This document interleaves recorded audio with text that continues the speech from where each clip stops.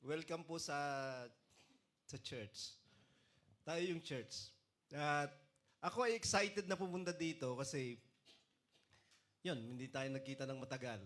So wala ko nung anniversary nyo. Di ba? Walang taga-video eh. No? Wala kayong taga-video nung anniversary. So, madami akong namimiss sa Pilipinas, pero yung pinaka-namimiss ko yung church.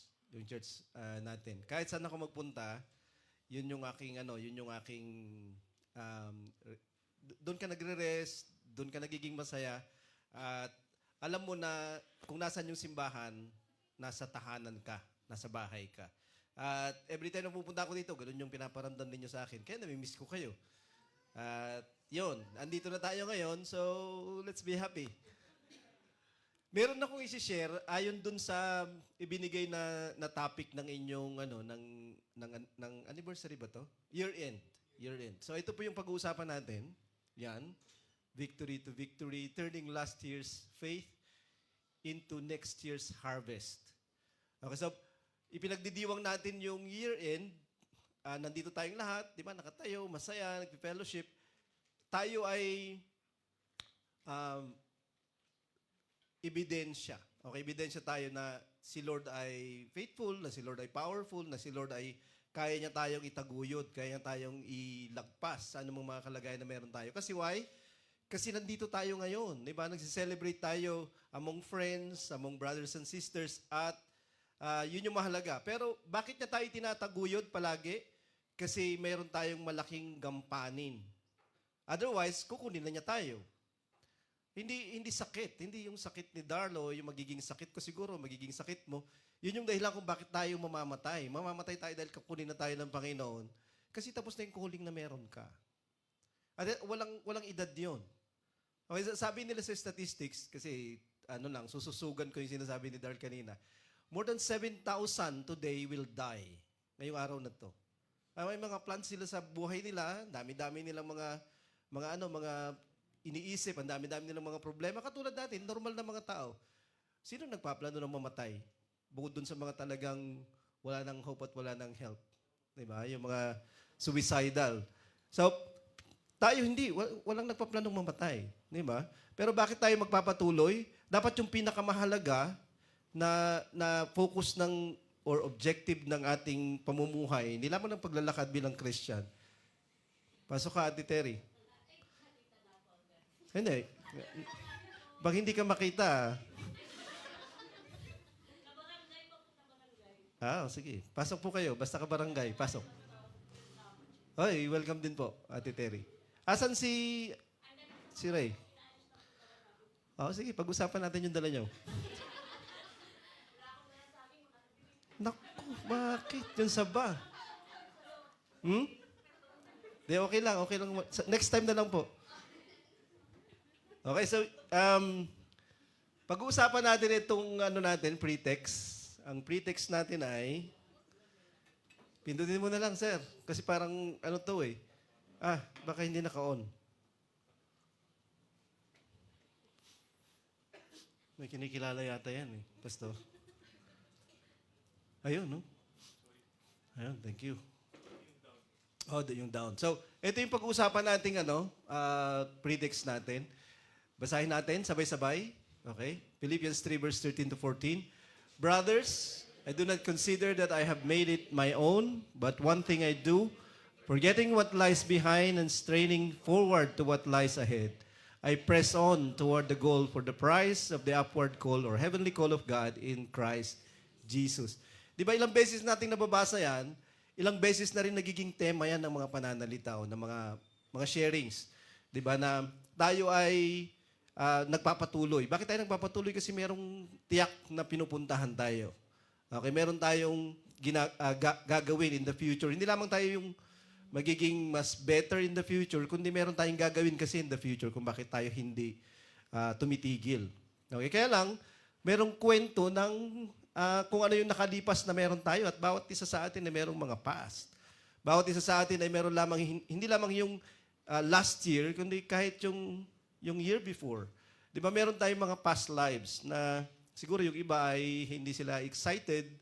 Okay naman, yung iba hindi nila nagugustuhan. Di ba? Pero Dito sa victory to victory, bakit tayo magpapatuloy? Kasi pinatunayan ni Lord this year.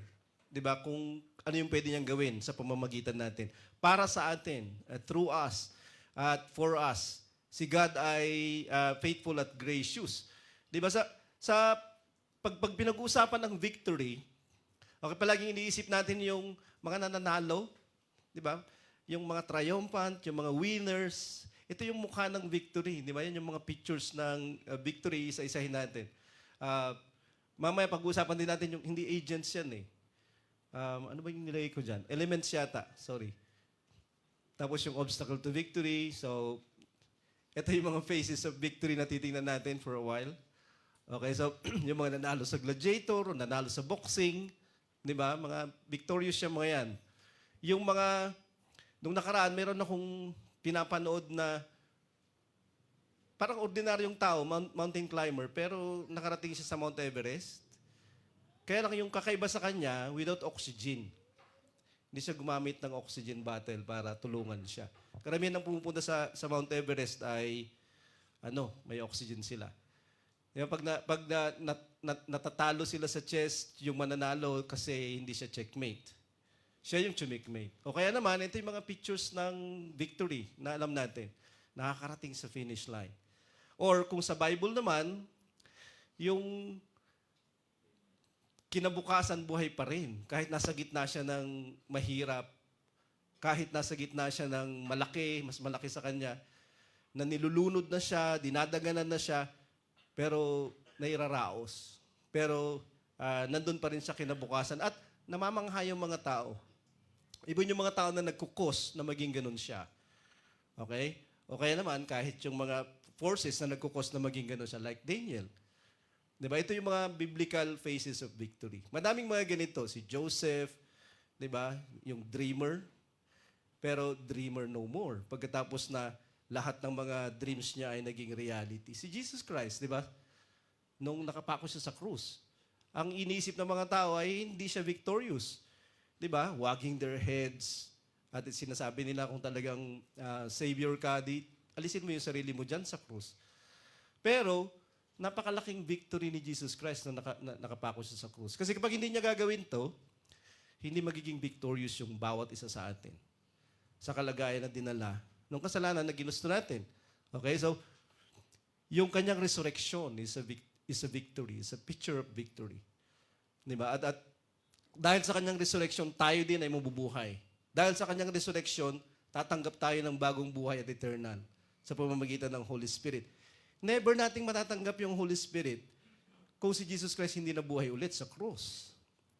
Di ba? Pwedeng namatay siya sa krus at binayaran niya yung kasalanan natin. Pero, ang kanyang ginagawa sa kanyang kamatayan, binabayaran niya yung bayad ng kasalanan natin, which is death. Pero ang problema, patay pa din tayo. So, kinakailangan tayong mabuhay. At yung buhay niya, yung ipinapamuhay ng mga taong tumatanggap ng kanyang Holy Spirit. At bawat preaching ngayon ng hindi lamang ng cross o resurrection, kundi yung pagdating ng Holy Spirit ay nagpipreach sila ng victory. Okay, saan man siya naririnig. Pero hindi na siya masyadong naririnig sa madaming mga churches na pwede mong matanggap yung baptism ng Holy Spirit. Okay, with the evidence of speaking in tongues like on the day of Pentecost. Hindi na masyadong naririnig yan. Okay, pero ipaparinig natin siya. Bakit? Kasi yun yung alingaw-ngaw, yun yung echo ng victory ni Jesus Christ at ni God. Okay, so lumalaban yung victorious. Hindi tayo natatakot. Hindi tayo nagkukumahog na bahagyong buntot, kundi tayo ay lumalaban. Tayo ay magpapatuloy. Even if it means death. Okay? Even if it means death. Tayo ay magpapatuloy sa Panginoon. Ito yung posture ng victory, by the way. Okay? Hindi siya yung parang pakyaw. Diba? Hindi ganon. Okay? Kasi palaging ang victory natin ay nag-start sa ating prayerful na pamumuhay. Okay? Yung ating collective, hindi lamang collective, kundi yung ating personal na spiritual worship, kung sakali. So, kung babalikan natin yung ating pinag-uusapan ngayon, sa Philippians 3 verse 13 to 14, yung pinakagitna, yun yung ating lalamanan. Okay? Forgetting what lies behind and straining forward to what lies ahead. Okay, so victorious tayo, pero ano man yung nangyari sa nakalipas, pinagsasaya natin kasi naging victorious, kasi naging faithful yung Panginoon. Kaya lang, wag na tayong manatili doon. Manatili pa rin tayo na nagpapatuloy. Kasi gagawin tayong complacent eh. Kapag iniisip natin na, okay naman na ako nung nakaraan. 'Di ba? Yung aking attendance ay okay, yung aking contribution sa Panginoon ay okay. Yung talents, treasures, at saka time na naibigay ko sa Kanya, okay. Siguro okay naman ako this year. Pwede naman ako magkaroon ng me time. O kaya naman, magkaroon ng bakasyon from the Lord, di ba? O kaya sa paggawa sa Panginoon. So, gagawin tayo na complacent kapag nakafocus lang tayo sa nangyari sa nakalipas. Whether it be good or bad. Okay? Kasi wala na yun, hindi na natin may babalik. Okay, the glory ng nakalipas is para mas ma-worship natin yung Panginoon. Kaya lang, may mga tao, they idolize the past. They idolize what they were in the past. Di ba? Nasagot yung prayers ko. Yay! Grabe yung faith ko nung time na yun. Hindi, mahalaga ngayon. At saka yung pupuntahan natin. Okay? Hindi rin natin katatakutan yung susunod kasi hindi pa nangyayari. Yung mahalaga yung ngayon. Nagko-converge yung eternity natin sa now na meron tayo. At nandito yung Panginoon. Di ba? Palagi siyang I am. Hindi siya I was, hindi siya I will be. God is the God na I am yung pangalan. Kasi He's always present. Okay? Kasama natin siya. So, are we victorious? Were we victorious nung nakalipas o this year? Yes. Kasi nga, nandito tayo as an evidence. Di ba? Pero tayo din ay magiging victorious, hindi lamang ngayon, sa susunod, kasi sasama yung Panginoon sa atin. Hindi yung aking faithfulness, yung kanyang faithfulness. Okay, hindi yung aking kakayahan, yung kanyang power, yung ating aasahan. Pero bakit available yung kanyang faithfulness? Bakit available yung power niya? Bakit available yung lahat ng mga gifts ng Panginoon sa akin? Kasi I am called to do something. Hindi lamang I am called to go somewhere. Pag hindi pa siya dumadating yung ultimate na pupuntahan natin, meron pa tayong gagawin bago makarating doon. At yun yung dahilan kung bakit may mga bisita tayo. Okay? Yun yung dahilan. At sana mas madaming gagawa nito this year. Kasi para mas madami makaka-witness, God is faithful. At makakasali din sila sa victorious Christ na ipinagdidiwang natin araw-araw ng buhay natin, kung sakali.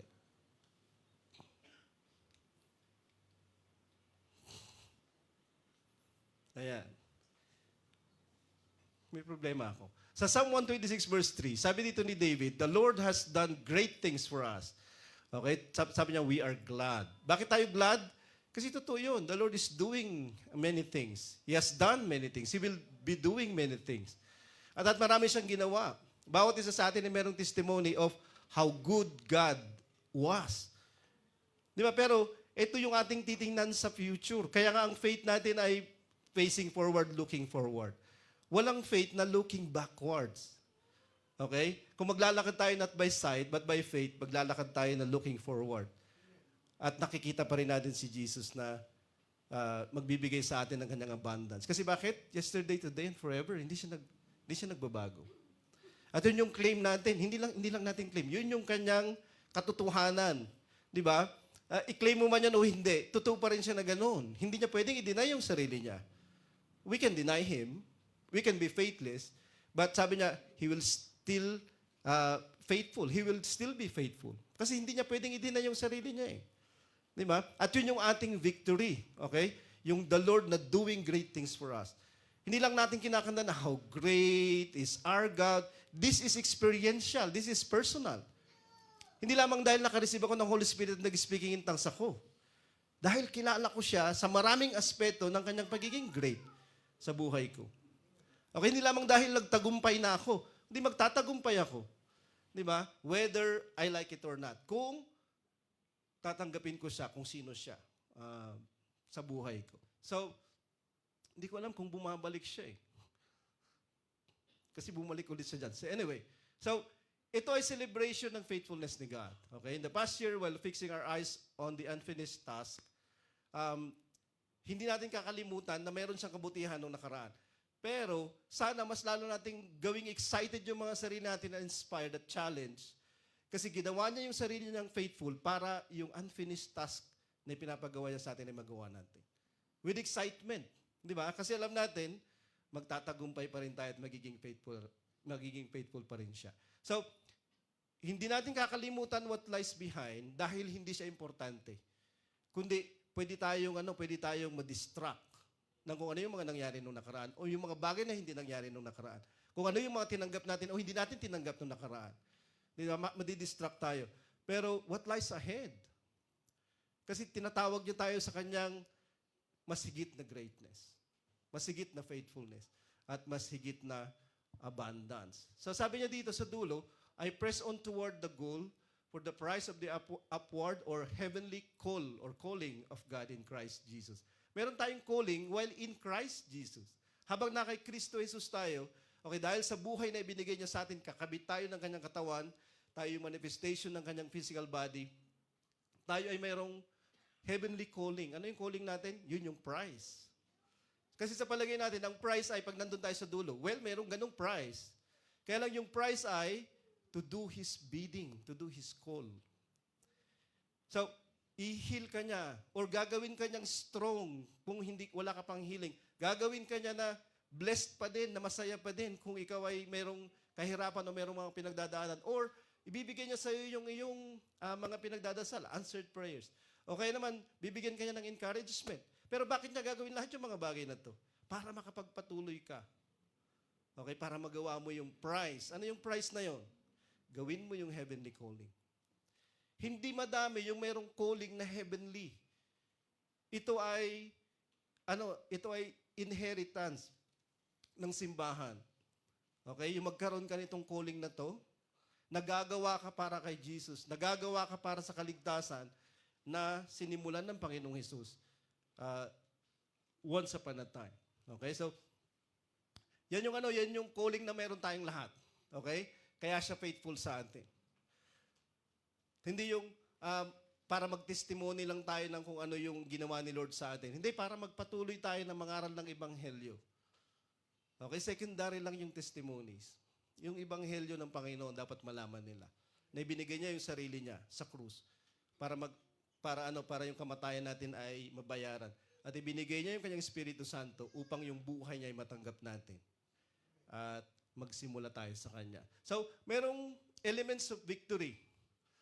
Bakit tayo victorious? Kasi si Jesus Christ ay pinadala para maging victorious tayo sa kasalanan at sa lahat ng consequences nito. Yung death, lalong-lalo na. Kaya siya namatay sa krus. Diba? Yun yung dahilan. Kaya lang yung isa pa, okay, yung elemento ng victory natin. Bakit tayo magiging victorious? Kasi alam natin, darating ulit si Jesus. Sabi dito, yung last part ng Revelation 19 verse 10, sabi dito, for the testimony of Jesus is the spirit of prophecy. Yung revelation ay prophecy ni Jesus Christ na siya ay dadating. Ay, pasok kayo. Tama yung pinuntahan nyo. Pasok kayo dito.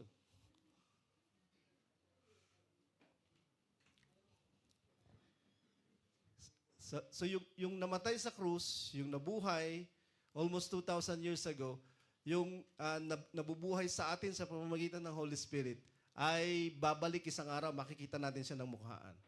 Di ba? Sabi niya dito, for the testimony of Jesus is the spirit of prophecy. Yung buong revelation ay hindi lamang ito pagkukwento ng kung ano yung mangyayari sa hinaharap bago siya dumating. Okay? Kundi revelation ito ni Jesus Christ. Revelation ni Jesus Christ siya. Okay, so kung tayo ay nakakaalam ng prophecy na si Jesus Christ ay darating ulit, okay, tayo ay magiging victorious. Kasi encouragement sa iyo yun, na makita ko siya isang araw. Encouragement sa atin yun, na isang araw dumating siya at makikita ko na yung namatay para sa akin. Nakikita ko na yung dinadasalan ko o kaya naman Savior ko araw-araw ng buhay ko. Yung gumagawang victorious sa akin, finally makikita ko na siya. Diba? Lahat tayo mamamatay. Alam mo bang ikaw ay pinanganak para mamatay? Hindi magandang statement yun. Pero yun yung totoo. Bakit ka kumakain? Bakit ka natutulog? Bakit ka nagtitake ng vitamins, nag-exercise? Itigil mo yun ng isang buwan, anong mangyayari sa'yo? Kasi dinidelay natin ng kamatayan dahil sa mga bagay na ginagawa natin ito. Pero bakit tayo mamamatay? Dahil sa kasalanan. So, anong sagot sa kamatayan? Yung ginawa ni Jesus Christ sa krus. Yung plano ng Diyos ng pagliligtas. Kung hindi natin makukuha yon, kaya nga tinatawag siyang life eh. Hindi lamang siya way to God, siya ay life na nawala sa atin dahil sa kasalanan na nagawa natin sa mga sarili natin. Hindi kita pinagbabantaan kapag sinabi kong isang araw mamamatay ka. Kasi yun yung totoo. Ako din ay mamamatay. Tayong lahat ay mamamatay. Sabi ka nung data, di ba? 7,200 plus die every day sa buong mundo. Mas madaming pinapanganak, di ba? Kasi hindi sila nagpa-family plan. Pero, marami ding namamatay. Okay? Maraming namamatay. At isang araw, part na tayo ng number na yun. Yung mga kapatid natin sa New Zealand, karamihan ng mga taga-New Zealand or yung mga citizen mismo doon ay mga matatanda na doon sa simbahan. 70s, 80s. Kaya kailangan nila ng support, ng help. Ng mas mga bata siguro, 'di ba, na katulad natin. So, para magpatuloy yung calling ng simbahan kung sakali. At makikita mo doon si Sister Ivy nga namatay habang nandun ako this year. 'Di ba, yung asawa ni Pastor Fred. So, namatay siya. At isang araw, iniisip ko, si Pastor Fred na rin yung titingnan namin doon. Kasi 88 na siya eh. 88 years old na siya. Di ba? Si Doc nga, sinasabi niya sa akin, for the last 15 years, mamamatay na ako, Eugene, mamamatay na. Pero hindi pa siya namamatay. 80 years na siya. 80 years old na si Doc. Di ba? Na-discover mo yata, Doc, yung fountain of life, kung ano yun. Pero yun yung palagi niyang sinasabi. Di ba? Natatandaan ko yung Dok eh. Pero ang sabi ko sa kanya, alam mo Dok kung bakit ka buhay pa din? Kasi marami pang magpapa-x-ray sa'yo. Na kapatid. Maraming tinutulungan si Dok eh. Paano kapag umalis na siya? Di ba? So, meron tayong mga dahilan kung bakit tayo nandito. At si Lord, yung pinakamalaking dahilan para magpatuloy tayong mangaral ng Ebanghelyo. Kung hindi yung dahilan mo, sana yun na yung maging dahilan mo para yung pintig ng puso ng Panginoon ay naririnig natin. Okay? At yung daloy ng kanyang biyaya ay naririnig natin. So kung excited tayo sa pagdating ng Panginoon, okay, magiging victorious tayo. Kasi hindi ka magpapatalo sa kahit anumang bagay. Kasi gusto mong makita yung Panginoon eh. Oo, totoo, lahat tayo makikita natin yung Panginoon. Pero, iba kapag nakipagkita ka sa Kanya na save ka. Okay? Kasi hindi ka lamang niya kikilalanin, magsisimula na yung joyful na eternity na minimithi natin. Hindi ito yung kapahingahan. Hindi mo makikita dito yung kapahingahan. Naghihintay doon yung kapahingahan ng Christian. Okay, isang araw. So, kaya magiging victorious ka. Gugustuhin mong mapagtagumpayan lahat ng pinagdadaanan mo. Sa Acts 2 verse 18, yung isa pang elemento ng victory natin ay yung Holy Spirit. Okay, na binigay niya sa atin. Sa ating mga buhay. Lalong-lalo na sa calling na ibinigay niya sa atin. Kasi hindi lamang niya ibinigay yung life sa atin, kundi triumphant life siya, okay, para magawa natin yung calling natin. Sabi niya dito, si Peter, sabi niya, quoting from the Old Testament, sabi niya, yung male servants at saka female servants or disciples si Jesus Christ, sabi niya, I will pour out my spirit and they shall prophesy. Yung speaking in tongues, hindi siya prophecy. Pero, yung automatic na mangyayari sa atin, we will tell of the good news pag nakatanggap tayo ng Holy Spirit. Okay, so ichichismis natin yung mabuting balita. At yun yung pinakamagandang chismis sa lahat. Okay, kasi yun yung papabago ng buhay. At kapag nagbago yung buhay ng mga tao, magbabago yung community, yung family, magbabago yung nation. Yung bansa natin ang daming problema, pero wala siyang pagkakaiba sa ibang mga bansa. Okay? Hanggat si Jesus Christ yung maghari, hindi lamang ng iron, ano sabi niya? Yung iron hand ba? Diba? Or rod of iron siya mag-rule.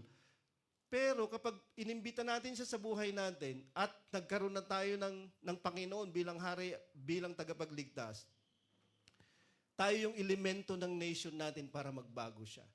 Alam mo bang yung prayer mo, kapag save kang tao, okay? Babaguhin niya yung nation kasi i-heal niya yung bansa eh. Di ba yung pinaka-favorite siguro natin na verse sa Old Testament? 2 Chronicles chapter 7 verse 14. If my people, di ba? Sabi niya, ay mag-humble down, mag-repent, tumawag sa akin, anong mangyayari? Hindi lamang siya magpapatawad, i-heal niya yung bansa. I-adya niya, iiwas niya yung bansa sa masama. Hindi lamang niya sasagutin yung prayers natin, okay? Yung prayers natin ay merong effect sa ating physical na kalagayan, sa ating material na mundo. Meron siyang effect. Okay, so yun yung gagawin niya sa pamamagitan mo. So napakahalaga ng prayers mo. Napakahalaga ng repentance mo. Kaya kapag nananampalataya ka, pero hindi ka pa nagre-repent talaga, hindi ka pa talaga tumatanggap ng kaligtasan, tumanggap ka na. Kasi magiging elemento ka ng victory ng bansa. Okay? Yung sasabihin mo nagmamatter. Lalong-lalo na kapag sinasabi natin ay yung salita ng Panginoon, kahit na nakakatawa sa iba, kahit na aayawan ka ng iba, at merong ganun, di ba, na-effect siya. Pero, merong mangyayari na hindi nila nalalaman kung saan nanggagaling dahil kikilos yung Panginoon sa mga sinasabi mo. Kikilos yung Panginoon sa kanyang balita na gustong ipamalita sa iba. Sabi niya, they will be filled with the Spirit and they will prophesy. Hindi lamang sila tatanggap ng power, at minsan power trippers yung mga tao, di ba? Gusto nila yung gifts. Gusto ko yung mga himala mangyari pag pinag-pray ko. Gusto ko yung mga bagay-bagay na kababalaghan mangyari. Mangyayari yun, yung mga bagay-bagay na yan. Pero yung higit sa lahat, yung ipangaral mo yung ibanghelyo. Okay? Kasi yun yung dahilan isang dahilan kung bakit pinifeel niya tayo ng Holy Spirit. Otherwise, gusto lang natin kung ano yung maganda para sa atin. Hindi, ano yung will ng Panginoon. Okay? Bukod sa kaligtasan mo, kaligtasan din ng iba. Kaya mag-prophesy tayo. In the last days, ang pinaka-problema, maraming mga false prophets. Okay? At nagre-raise up si Lord ng mga tao na filled ng kanyang spirit para i-combat yung false prophecy. Para marinig ng mga tao, sa mga prophets, mga taong filled ng spirit, yung katotohanan. Kasi otherwise, even the very elect, sabi ni Jesus Christ, will be deceived by these false prophets. At madami sila. They are even called Christians and churches. Kasi makikita mo yung false prophets sa kanyang ikinikwento at sinasabi. Lalong-lalo na sa daan ng kaligtasan. Sa 2 Timothy 1 verse 6 to 7, sabi ni Paul kay Timothy, "For this reason I remind you to fan into flame the gift of God." Paypayan mo yung kaloob ng Diyos. At may mga ibang mga pagkaintindi dito. Sabi nila, ang gift of God ay kung ano yung gift na meron ka. Like, for example, kung ang gift mo ay preaching, okay? Gamitin mo yung preaching. Kapag ang gift mo ay tongues, gamitin mo yung tongues. Mga ganyan yung sinasabi nila. Pero kapag uuriratin mo yung sinasabi dito ni Paul, sabi niya, fan into flame, the gift of God, which is in you, okay, na nasa loob mo, through the laying on of my hands. For God gave us a spirit, not of fear, but of power and love and self-control. So, hindi lang ito yung specific gift. Kapag tumatanggap ka ng Holy Spirit, merong mga gifts, iba-iba yan. Yung first gift, na sign din ay speaking in tongues. The others, they are not sign of the baptism of the Holy Spirit. Okay? Iisa lang yung sign, speaking in tongues yun. Pero, gift din siya. Okay? Gift din siya. Kaya lang yung sinasabi dito na gift, hindi yung mga gifts na yun. Ang sinasabi niyang gift dito is the Holy Spirit Himself. Okay? So sabi niya dyan, fan into flame the gift of God, binigyan niya tayo hindi ng spirito ng pagkamahiyain, timidity, cowardice. Okay? Binigyan niya tayo ng tapang. Kasi dun sa spirit na yan, merong love, merong power, merong self-control. I mean, yung makontrol mo yung sarili mo, kapangyarihan yun. Di ba? Matapang ka kapag nilalabanan mo yung sarili mo. Kasi madalas, pinagbibigyan na lang ng mga tao yung sarili nila. Subukan mong pigilan yung sarili mo araw-araw. Makikita mo kung gaano ka kalakas. Okay? At yun yung deception eh. Pero ito yung sinasabi ni Paul. Sa mga taong tumanggap ng Holy Spirit, apoy yun. Kasi baptism of Holy Spirit and fire, yung pangako ng Panginoon sa mga tao. Okay? At papaypayan nila yun. At kapag pinaypayan nila, sabi niya, Hindi na sila magiging matatakutin, hindi na sila magiging coward o duwag, kundi magiging powerful sila at magiging loving sila at magiging self-controlled sila. Kahit yung magmahal, mahirap magmahal. Di ba? Hindi lamang yung magmahal ka ng mga bagay, mga tao na mabubuti sa'yo. Yung magmahal ka ng mga tao na ayaw sa'yo. Yung magmahal ka ng mga tao, ibigin mo yung mga tao na sinisiraan ka. Ibigin mo yung mga tao na ayaw nila sa'yo. Mahirap yun. Hindi madali yun. Di ba? Madaling mahalin yung mga mabubuti, yung mga mababait. Pero paano yung mga hindi? Pero sabi niya, kapag pinan mo yung flame na ito, makakaya mo siya. Okay? Magkakaroon ka ng kumpiyansa, magkakaroon ka ng lakas ng loob, at lahat ng mga bagay na yan, magkakaroon ka. Bakit? Okay, bakit? Kasi yung sumunod na mga verses, therefore do not be ashamed of the testimony about our Lord, nor of His His prisoners. Kaya nga huwag mong ikahiya yung patutuon ng Panginoon. Sabi niya, at ako na kanyang prisoner, bilanggo. But share in suffering for the gospel.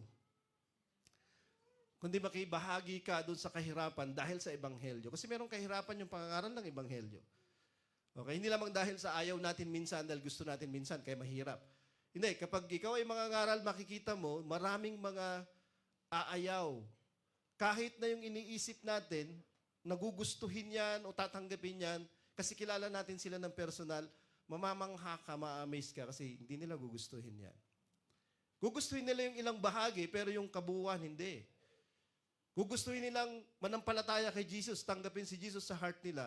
Pero yung magsisi sila sa kasalanan, talikdan nila yung kanilang mga pinagagawang kasalanan, tanggapin nila yung Holy Spirit, lahat ng mga bagay nito ay, sa palagay nila, extra na lang yan kasi tinanggap ko na si Jesus sa heart ko.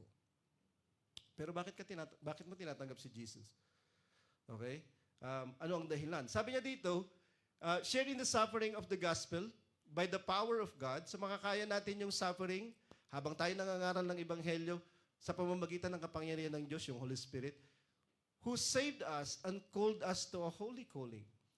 Kasi hindi ka lamang sinave ni Lord, kundi sinave ka niya at tinawag ka niya sa isang banal na pagkatawag. Bawat isang tao na na-save, kung ginugusto mong maligtas, ginugusto mong magkaroon ng connection kay God, mapatawad yung kasalanan mo, pumunta sa kanyang kaharian isang araw for all eternity, hindi ka lamang niya ililigtas, kundi nililigtas ka niya at tinatawag ka niyang gampanan mo yung isang pagkatawag. Yun yung dahilan kung bakit paypayan natin yung ating mga tinanggap. Yung mga kaloob natin, gamitin natin. Okay? Kung health yan, kung may health ka ngayon, gamitin mo siya sa iyong pagkatawag. Okay? Kung marami kang blessing na tinanggap this year, gamitin mo yung mga pagpapala na yan para may makakilala kay Lord na hindi pa nila kilala si Lord. Para may mga nakatanggap na hindi pa sila tumatanggap. Okay? Puntahan natin, sadyain natin. Okay? Napuntahan at ibahagi yung pagliligtas ng Panginoon. Otherwise, anong halaga nun? Pinapaypayan natin yung ilaw, tapos nandun lang tayo sa liwanag din. Okay, pupunta tayo dun sa mga wala pa.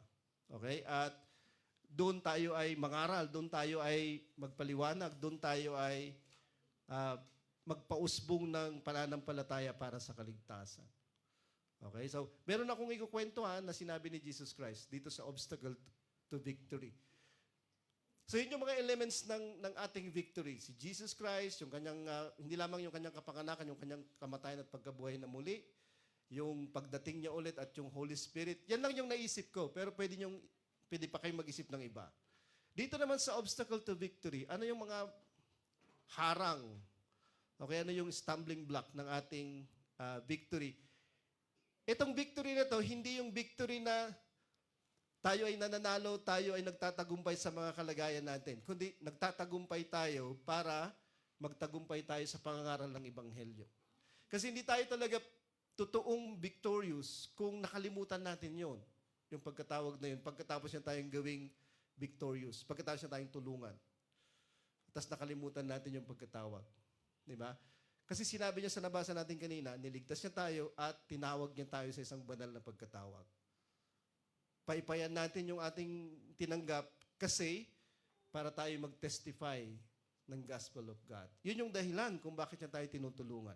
Kaya lang, ano yung harang dito? Minsan, si Jesus Christ, mayroong 3 tao na nakarinig sa Kanya. Obviously, gusto nila si Jesus Christ. Ito yung kanilang comment sa Kanya. Sa Luke 9 verse 57 onwards.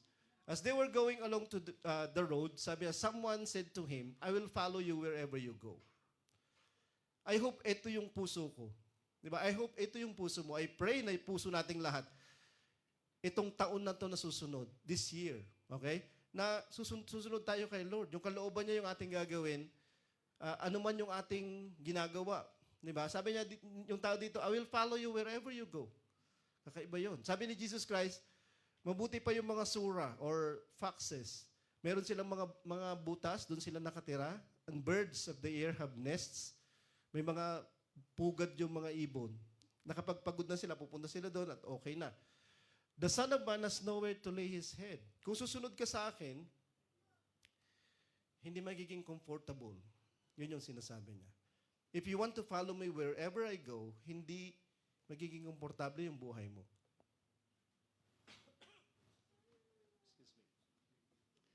At napakaraming mga ngaralang palaging sinasabi nila, pag sumunod ka kay Jesus, magkakaroon ka ng wealth, magkakaroon ka ng health, magkakaroon ka ng prosperity. Sabi ni Jesus, hindi mo aasahan yan. Hindi niya sinasabing you'll be penniless, wala kang pera, pero sabi niya, you will be homeless. Why? Why? Yun ba yung dahilan kung bakit tayo susunod? Para magkaroon tayo ng mga bagay-bagay? Paano yung mga taong hindi naniniwala kay God na mas mayaman sa'yo? Di ba? Kaya inggitan ka ba nila? Hindi. Pero kapag meron kang eternal na kalagayan, eternal abode, na si Lord yung naghahanda para sa'yo isang araw, at yun yung assured ka, okay, walang Elon Musk na mas magiging o matutuwa, okay, na malulungkot dahil meron siyang trillions of dollars at ikaw ay wala. O mas magiging masaya. Kasi yung sa'yo walang hanggan. Si Elon Musk isang araw mamamatay yan. Yun din yung problema niya. Okay? Isang araw mamamatay siya. Kapag susunod tayo sa Panginoon, saan tayo babagsak isang araw? May kingdom siyang itinatayo. Iiwan natin lahat ito. Okay, iiwan natin lahat ito.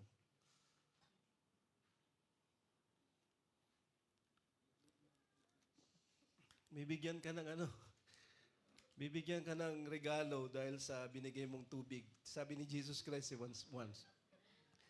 So, kapag yun yung decision mo, ang destination mo ay kung nasaan yung Panginoon. Doon ka eternally. Okay, so mabuti ba yun na sumunod tayo sa Panginoon sa lahat ng panahon? Oo, mabuti yun. Okay, pero huwag mong aasahan na magiging komportable palagi yung buhay mo dito. Next, yung isa naman, sabi sa kanya, or sabi niya doon sa isa, follow me, sumunod ka sa akin. Okay, tapos sabi niya, Lord, let me first go and bury my father. Pabayaan mo muna ako, Lord, na ilibing ko muna yung tatay ko. Jesus said to him, leave the dead to bury their own dead. But as for you, go and proclaim the kingdom of God. This is a very harsh statement. Di ba? I want to follow you, Lord, pero ililibing ko muna yung tatay ko. Tapos sabi ni Lord, hindi, bayaan mo yung mga patay na ilibing nila yung patay nila. Si Lord hindi siya mabuti na mag-start ng movement.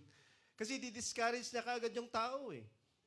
Hindi niya sinabing, pag sumunod ka sa akin, lahat ng sakit mo, pagagalingin ko. Pag sumunod ka sa akin, hindi ka mawawalan ng pagkain. Hindi niya sinasabi yun. Ito nga, napakasimple lang nito. Di ba? Makatwiran yan. Pwede bang ilibing ko muna yung parents ko, yung tatay ko, bago ako sumunod sa iyo? Pero anong problema nitong tao na to?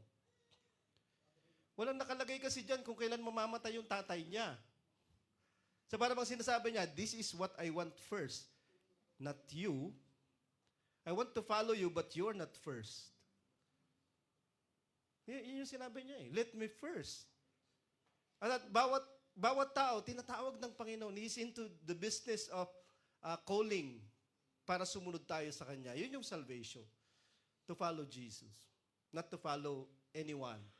Okay? So, to follow Jesus, yun yung salvation natin. Pero kapag meron pang mas higit sa palagay mo na priority ka, bukod sa sumunod sa Panginoon, paano ka masisave? At ito, mas mahalaga sa kanya, sa palagay niya yung tatay niya. Yung iba naman, mas mahalaga yung asawa nila, yung anak nila. Hindi ko sinasabi na hindi mahalaga yun. Pero sinabi din ni Jesus yun eh. If you love your father, mother, etc., more than me, you are not worthy of me. Kasi mas mataas si God kaysa sa lahat. Okay? Siya yung bahala kung sakali sa mga bagay na pinag-aalala natin. Pero hindi ganun yung faith na meron tayo. Kasi bakit? Consumer tayo eh, na lumalapit sa Panginoon. Hindi tayo disciple para sumunod. So sabi niya, follow me. Hindi niya naman sinabing, follow me and bibigay ko lahat. Kaya hindi tayo nangangako ng gano'n. Ang ipinapangako natin ay, to follow Jesus is the price itself. That's the price itself. Yung magkaroon ka ng opportunity to follow the Lord. Kasi hindi madami yung sumusunod sa Panginoon. Di ba? Hindi madami. At isang araw, mahahayag yun. Sabi niya, but as for you, go and proclaim the kingdom of God. Hindi niya alam kung gaano katagal, so wait ka lang muna. Siguro yung tatay ko, ang haba ng buhay nila dati, di ba? Kasi kumakain sila ng gulay. Kumakain ba kayong gulay? Kasi yun yung sikreto niyan eh. So, ang haba pa, di ba? Madidelay ng matagal. Yung sa palagay niya, tama. Okay? Yung sumunod, sorry, mag-ano na tayo, mag-wrap up na tayo. Yung sumunod naman, sabi niya, I will follow you, Lord. So, Lord niya si Jesus. Okay? Susundin kita, but, meron na namang but, let me first, meron na namang first, say farewell to those at my home. Sandali lang yun, Lord. Pupuntahan ko lang sa bahay namin, no? Kasi hindi nila alam eh. Kasi alam mo ba yung pagtawag ng Panginoon dati? Susunod ka na talaga sa Kanya. Si Matthew, di ba, nagtatrabaho siya sa gilid, tax collector. Follow me. Sumunod na kagad si Matthew, iniwan na niya lahat. Well, hindi natin alam yung pagsunod sa Panginoon. Kasi ang alam natin, pupunta sa church yung pagsunod sa Panginoon. No. Wala siya dito sa church na to. Wala siya dito sa building. Pag umalis tayo dito, wala na yung presensya ni God. Wala na siya dito. Di ba? Hindi ganun yung pagsunod dati. Yung pagsunod dati, susunod ka talaga. Kahit saan ka magpunta. Paano pag nagutom tayo? Bahala na. Pero walang nagutom. Di ba? Na sumunod sa Panginoon. Hindi sila milyonaryo lahat. Pero nagagawa nila yung kalooban ng Panginoon. Yung isa, sabi niya, I will follow you. Pero hindi siya pre-promise na magiging mabuti yung kalagayan mo. Yung isa, kanina, I will follow you, pero madidelay pa ng matagal. Dito naman, kunti lang na panahon, Lord, magpapaalam lang ako. Pwede ba yun? Pero sabi ni Lord, sabi niya, no one who puts his hand to the plow, yung araro, di ba, and looks back is fit for the kingdom of God. Hindi ko lang alam kung nakakita na kayo ng nag-aararo. Kayo ba nakakita na kayo? Wala. Hindi na kayo kumakain ng gulay. Kasi hindi nyo alam kung saan galing yung gulay. Di ba? Galing yun sa mga magsasaka. Nag-aararo. Hindi, kasi may mga tractors na ngayon eh. At kakaiba. Pag nag-aararo ka, kasi nasubukan ko na po yan. Kasi nung bata pa ako, back in those days, meron kaming maliit na bukid. Okay? Wala kaming kalabaw, wala kaming araro, pero pwede kang magrenta nun. Tapos, aararuhin nila. Okay, so, dapat pag nag-aararo ka, dapat straight. Kapag nakatingin ka ng ganyan, crooked na yan, gaganon yung araro mo. So, dapat mayroon kang tinitingnan dun sa dulo. Like, kapag mayroong puno dun, dapat yun yung titingnan mo para align siya. Hindi mo titingnan dito, tinitingnan mo dun sa... Tapos saka yun yung kanilang lalagyan ng binhi. Tapos tubo na yung mga itatanim kung sakali. Kaya sabi ni Jesus, walang makakatapos kung nag-aararo ka tapos tingin ka ng tingin dun sa likod. Di ba? Putting everything behind. Tapos moving forward sa goal. At yung goal natin ay makatapos sa calling na binigay niyo sa atin. Gaano man yung kaikling panahon, okay? Yung mag-i-interrupt ng calling na meron ka. Malaking bagay yun. Kasi distraction yung problema natin. At ikaw na madidistract. Yung obstacle sa victory para Yung kaligtasan ay malaman nila na si Jesus ay victorious na. Okay, na yung victorious life niya ay available na. At pwede na nilang matanggap dahil sa pangangaral natin ng Ebanghelyo ay hindi na mangyayari. Kasi bakit? Mayroong first. Mayroong first sa atin. Okay? So, ikaw yung problema. Hindi si Satan, hindi yung mga kalagayan mo, hindi yung ibang tao, etc., etc. Okay? Tayo na ayaw humakbang sa gawain. Kahit alam natin, God is victorious. Kinakanta natin yun. Great is our God. Pero kanta lang yun, and you're lying kapag hindi mo siya pinapangaral sa iba. At hindi mo natin gustong maranasan nila the greatness of God. Okay? So, hindi kita pinapagalitan. Yung isa pa, okay, yung sinasabi natin palagi, saka na lang. Di ba? Parang yung sinasabi ng mga tao na yan. Kasi iniisip natin, baka meron pang time. Okay naman, baka meron pang time yung tao na kakausapin ko, meron pang time para kausapin yung mga tao. Paano pag wala na? Di ba?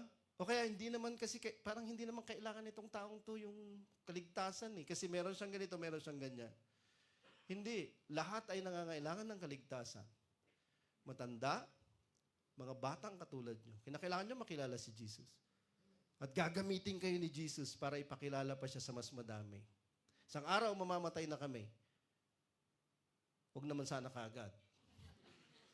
Kayo na yung magpapatuloy.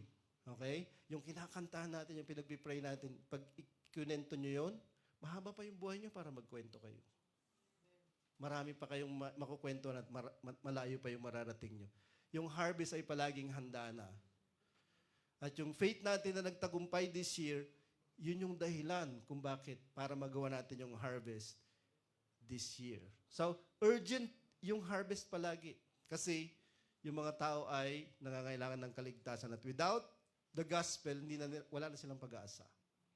Hindi na nila malalaman. People without Christ are lost. Okay? The gospel is the only hope. So, yan po yung turning, or victory to victory, turning last year's faith into next year's harvest. Hindi lamang warning, kundi encouragement sa ating lahat. Okay, na mag-focus sa mission ng simbahan natin. Kasi kapag focus yung simbahan sa kanyang mission, totoong victorious yung church na yon. Kapag hindi, hindi na. Panghuli na lang po ito. 1 Corinthians 15 verse 57 to 58. But thanks be to God, salamat sa Diyos, who gives us the victory. Nagbibigay siya ng tagumpay through our Lord Jesus Christ.